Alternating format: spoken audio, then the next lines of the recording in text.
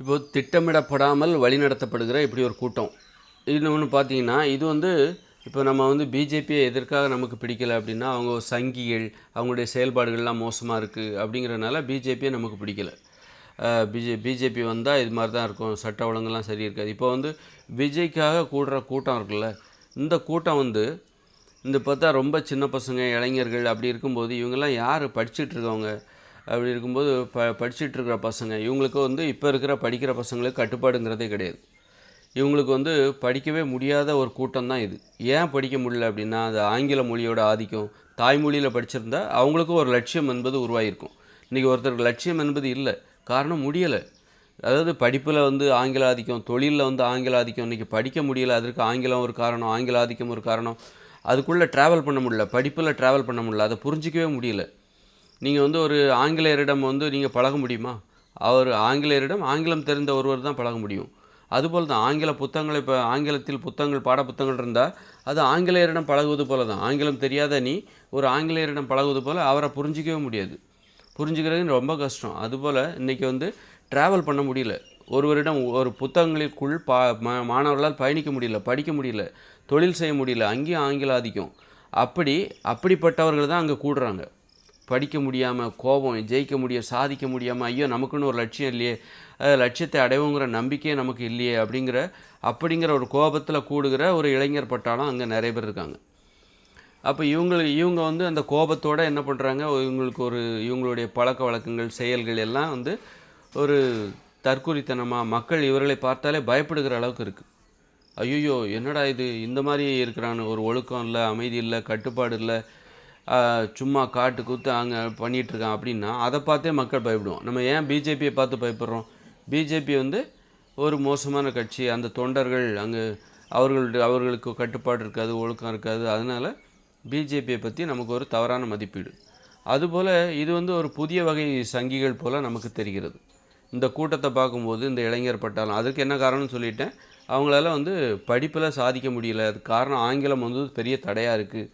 அந்த அவளால் கனவு காண முடியவில்லை, லட்சியத்தை உருவாக்க முடியலை. அப்படிப்பட்ட கூட்டம்தான் ஒரு கோபத்தோடு தனக்கு ஏதாவது இந்த மாற்றம் ஏதாவது கிடைக்காதாங்கிற எதிர்பார்ப்பில் விஜய் பின்னாடி வராங்க.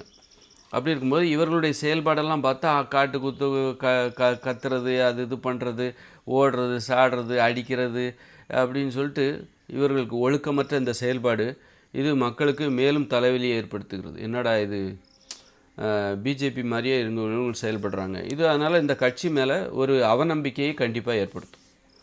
ஒரு கூட்டத்தை பார்த்துட்டு நீங்கள் இந்த கூட்டமே இப்படி கூடுகிற ஒரு கூட்டம் இருக்குல்ல, இதுவே நம்மளை பயமுறுத்துகிறது.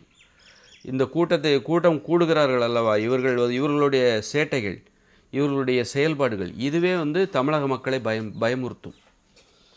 அப்போது இவர்களுக்கு பெரும்பான்மையினருக்கு ஓட்டு உரிமையும் கிடையாது. ஓட்டு போடுகிறவர்கள் என்ன பண்ணுவாங்க, இப்படிப்பட்ட ஒரு கூட்டத்துக்கு ஓட்டு போட்டு இவங்களை வர வச்சா இன்னும் மோசமாகிடும் போலுக்கு அப்படின்னு கூட நினைப்பதற்கு வாய்ப்பு இருக்குது. அதனால் இவர்களை ஒரு கட்டுப்பாடு உடையவர்களாக மாற்ற வேண்டும், இவர்களை கட்டுப்படுத்த வேண்டும். அது வந்து இயல்பாக வந்து தாய்மொழியில் கல்வி இருந்தால் எல்லாருமே இந்த மாதிரி ஒரு கூட்டமே கூடாது. அப்போ அரசியல்வாதிகள் என்ன நினைப்பான், இந்த மக்கள் முன்னேறக்கூடாது, முன்னேறினா இது மாதிரியான ஒரு கூட்டம் வந்து நம்ம பின்னாடி வராது, அவங்க வேலையை பார்க்க போயிடுவாங்க அப்படின்னு கூட நினச்சி இவங்களை முன்னேற விடாமலே பார்ப்பாங்க. ஏன்னா கூட்டம் தான், என்னை சுற்றி இவ்வளோ கூட்டம் கூடுதுங்கிறது தான் எனக்கு பெருமை அப்படின்னு நினைக்கிறவங்க தான் நிறைய பேர் இருக்காங்க. நிறைய தலைவர்கள், அரசியலுக்கு வர்றவங்க என்னை சுற்றி ஒரு கூட்டத்தை கூட்டி பெருமை பேசுவது, பெருமையாக நினைப்பது, கூட்டத்தை பார்த்து நான் யார் என்பதற்கு எனது கூட்டம் சார்ந்து. அப்போ இந்த கூட்டம் ஏன் கூடுது அப்படின்னா, இவனுக்கு ஒரு லட்சியம் எதுவும் இல்லை, இவங்களால் கனவு காண முடியல, வெற்றியை நோக்கி போக முடியல, முன்னேற முடியல. அதற்கு தடையாக ஆங்கிலம் என்பது இருக்குது, கல்வியிலும் தொழிலிலும். அப்போ இவங்களால் முன்னேற முடியல. இப்படிப்பட்டவர்கள் தான் நமக்கு ஏதாவது தீர்வு கிடைக்காதா அப்படிங்கிற நோக்கத்தில் இந்த மாதிரி ஒரு பெருங்கூட்டமாக கூடுகிறார்கள்.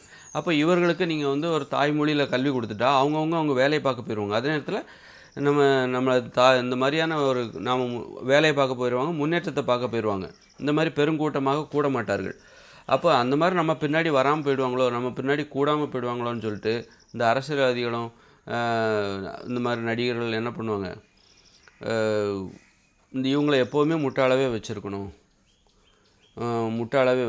இப்போ எதிர்கட்சியை பயமுறுத்துவதற்கு இந்த கூட்டம் தான். நான் யாருன்னு தெரியுமா, என்னுடைய கூட்டத்தை பாரு அப்படின்னு சொல்லி எதிர்கட்சியை பயமுறுத்துவதற்கு இந்த கூட்டத்தை காட்டி தான் அவங்க பயமுறுத்துகிறாங்க. அப்போ அந்த கூட்டம் நம்ம இப்போ எப்போவுமே இந்த கூட்டம் நம்மளை சுற்றி இருந்துக்கிட்டே இருக்கணும். அப்போ இவங்க எதனால் நம்மளை சுற்றி இருக்காங்க? இவங்களால முன்னேற முடியல, இவங்களால படிக்க முடியல, தொழில் செய்ய முடியல, கனவு காண முடியல, ஜெயிக்க முடியல. அதனால தான் நம்ம பின்னாடி வராங்க. நாம் அவங்கள ஜெயிக்க வைப்போம்னு நினைக்கிறாங்க. அவங்க ஜெயிப்பதற்கான வழி கிடச்சிச்சின்னா அவங்க வேலையை பார்த்துட்டு போயிடுவாங்க. கூட்டம் நம்மளை நோக்கி கொஞ்சம் பேர் தான் கூடுவான்.